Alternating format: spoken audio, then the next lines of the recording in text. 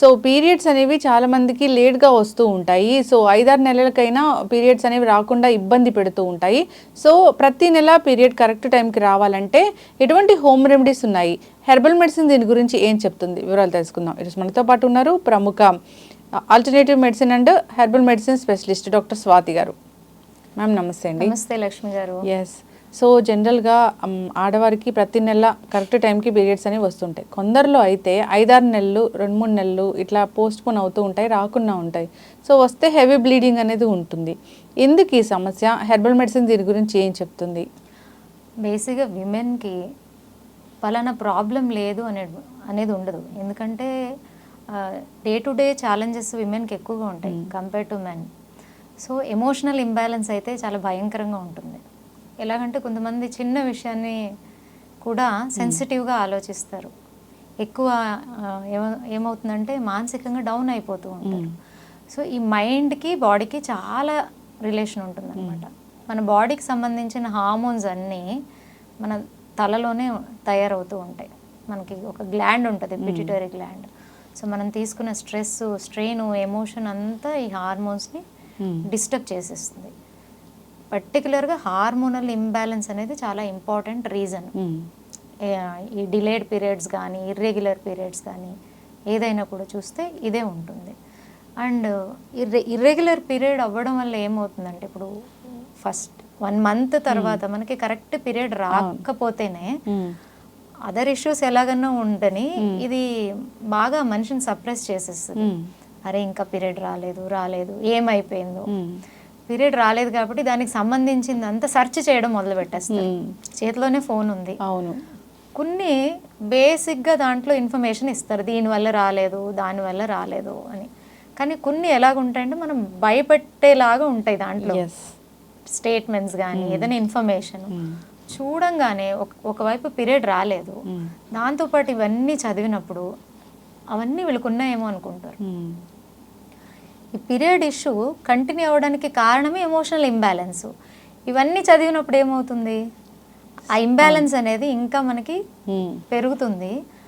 అది ఇంకా అక్కడ హార్మోనల్ డిస్టర్బెన్స్ అనేది ఇంకా కొంచెం డిస్టర్బ్ అవుతుంది, ఉన్నదానికన్నా డిస్టర్బ్ అవుతుంది, త్వరగా రావడానికి అవకాశం ఉండదు.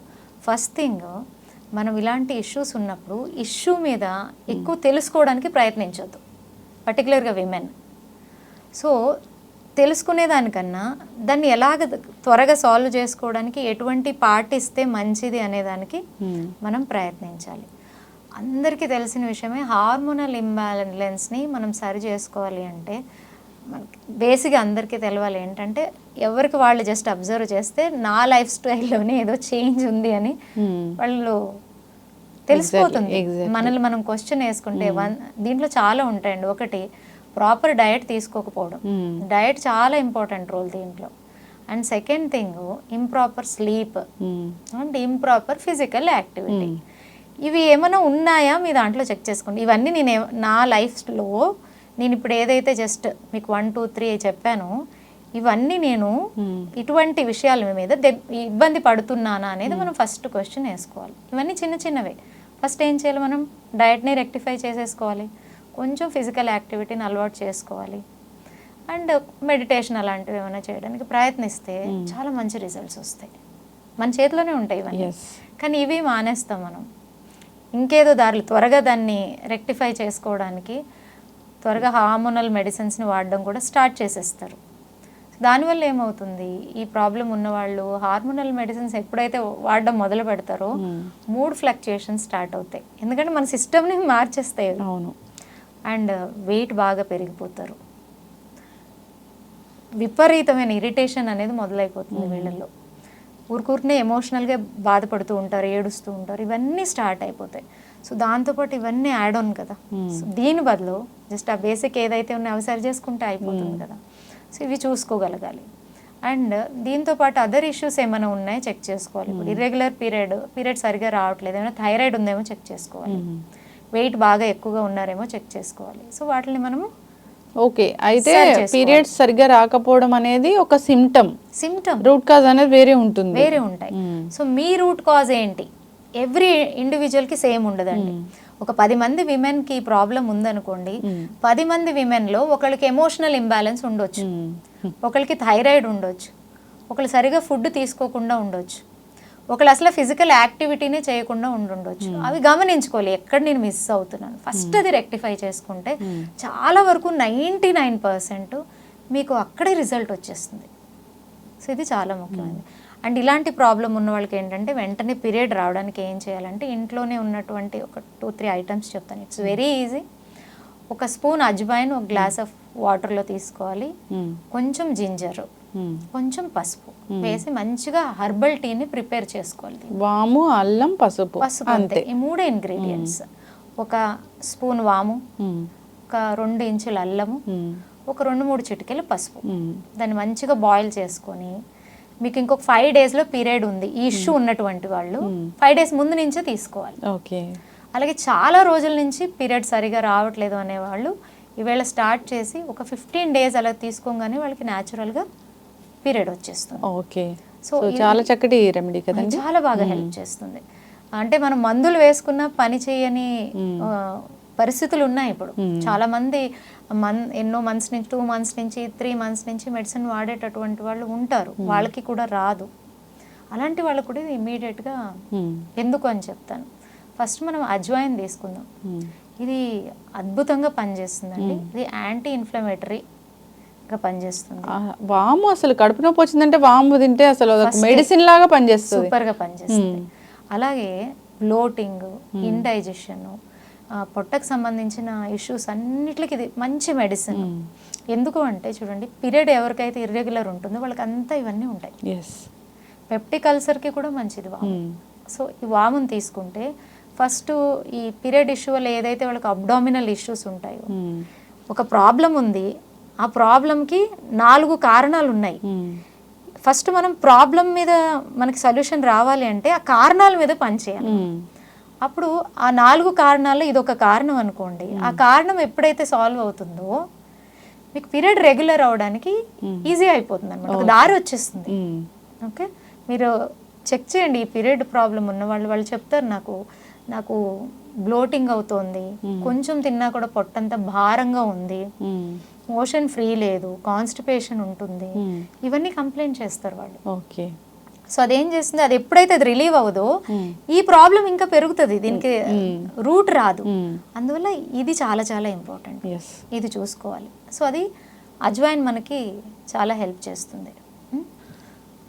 అలాగే నేను మీకు చెప్పింది సెకండ్ జింజర్. జింజర్ ఎలాగంటే it is a wonderful anti oxidant. ఇది ఇంకేం చేస్తుందంటే బేసిక్గా ఈ ప్రాబ్లం ఉన్న వాళ్ళకి యూట్రస్లో ఏదో ఒక ఇబ్బంది ఉంటుంది, యూట్రస్కి రిలేటెడ్ సెల్స్లో ఆ ఫంక్షనింగ్లో ఏదో ఒక ఇన్ఫ్లమేషను ఏదో ఒక ప్రాబ్లం ఉంటుంది. అండ్ ఈ పీసీఓడి కూడా ఇర్రెగ్యులర్ పీరియడ్స్ వాళ్ళలో ఎక్కువగా ఉంటుంది.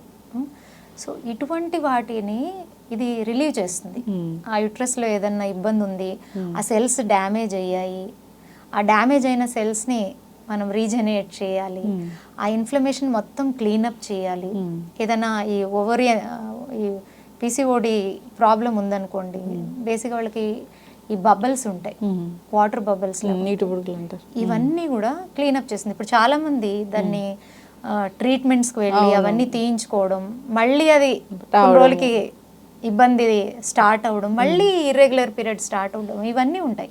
కానీ ఇలాంటివి తీసుకోవడం వల్ల ఉన్న ప్రాబ్లమ్ సాల్వ్ అవుతుంది, మళ్ళీ రిపీట్ అవ్వదు. అవును, ఇంత అద్భుతం. అందులో దీనివల్ల సైడ్ ఎఫెక్ట్స్ ఏమీ ఉండవు. సైడ్ ఎఫెక్ట్స్ అస్సలు ఏమి ఉండదు, చాలా సింపుల్, చాలా అద్భుతంగా పనిచేస్తుంది. మనకి ఆ డ్యామేజ్ అయినటువంటి యూట్రస్లో ఏదైనా కానివ్వండి అదంతా కూడా రెక్టిఫై అవుతుంది. అయితే అద్భుతమైన టీ లాగా చెప్పుకోవచ్చు. అయితే హెర్బల్ మెడిసిన్ దీనికోసం ఎలా పనిచేస్తుంది? బేసిక్గా మీరు ఇది టీ చేసుకుని తీసుకున్నప్పుడు మీకు ఇక్కడే అన్ని తెలిసిపోతున్నాయి, దానికి రిలేటెడ్ ప్రాబ్లమ్స్ ఎన్ని ఉన్నాయో అవన్నిటి మీద కూడా ఇది పని చేస్తుంది. కాబట్టి మనకు ఆ పీరియడ్ రెగ్యులేట్ అవుతుంది. అండ్ ఇటువంటి పదార్థాలు తీసుకున్నప్పుడు ఏమవుతుందంటే మీ మానసిక లెవెల్ కూడా ఒక మంచి రిలాక్సేషన్ వస్తుంది. మీరు ఒకటే గమనించండి, మీకు ఇండైజెషన్ ఉందనుకోండి, మీరు కామ్గా ఉండగలుగుతారు. అవును, మూడ్ ఫ్లక్చుయేట్ ఇక్కడ ఉన్నా కూడా presence, body present, mind absent. అవును, ఇది అవుతుందా లేదా? సో ఇక్కడ బాడీలో ఉన్న ఇబ్బంది మైండ్ని కూడా ఇబ్బంది పెడుతుంది కదా.